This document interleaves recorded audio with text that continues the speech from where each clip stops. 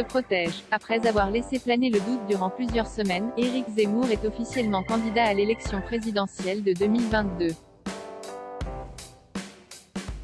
Une officialisation qui fait beaucoup parler et le candidat a fait des apparitions publiques très remarquées. En effet, il a été pris à partie et son premier meeting, organisé à Villepinte le 5 décembre dernier, a débordé.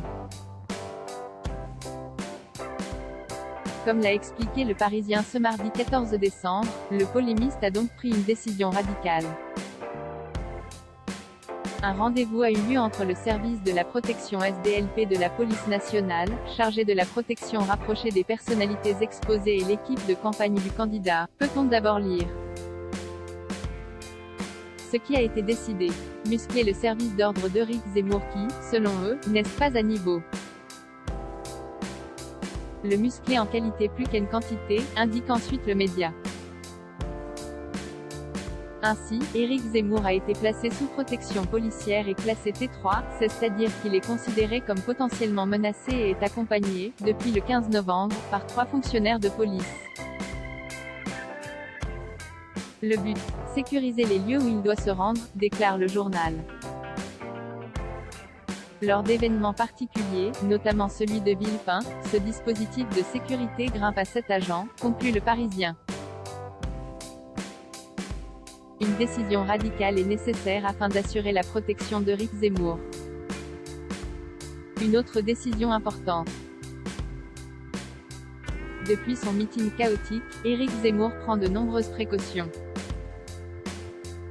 Ainsi, s'il a souhaité renforcer sa sécurité, il a également décidé de contrôler ses prochains déplacements.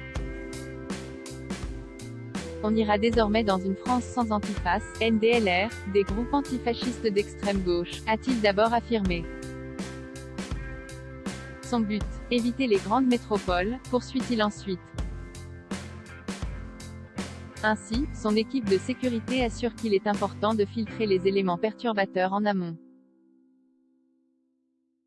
Depuis le début de sa tournée promotionnelle en septembre, l'équipe d'Éric Zemmour passe au peigne fin les profils des personnes inscrites aux réunions publiques, explique Le Parisien. Ce sont donc une trentaine de personnes qui font des recherches afin d'identifier les perturbateurs et militants potentiels. Outre ce que l'on peut trouver sur Internet, on se méfie des adresses e-mail qui ressemblent à des noms d'emprunt ou des pseudonymes, est-il ensuite précisé. Des vérifications nécessaires afin d'empêcher de nouveaux débordements dans le futur. Pour rappel, malgré une protection très rapprochée, Emmanuel Macron avait également été victime d'un jeune homme qui n'avait pas hésité à le gifler en plein déplacement. Éric Zemmour à Villepinte, pourquoi son meeting fait-il autant parler? Avant d'officialiser sa candidature au présidentiel, Éric Zemmour a souvent été pris à partie lors de ses déplacements.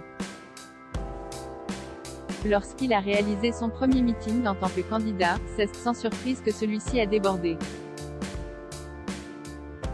Ce sont plus de 10 000 personnes qui étaient réunies à Villepinte et le polémiste a fait une arrivée très remarquée puisque, alors qu'il n'était pas encore sur scène, il a été pris à partie par plusieurs manifestants.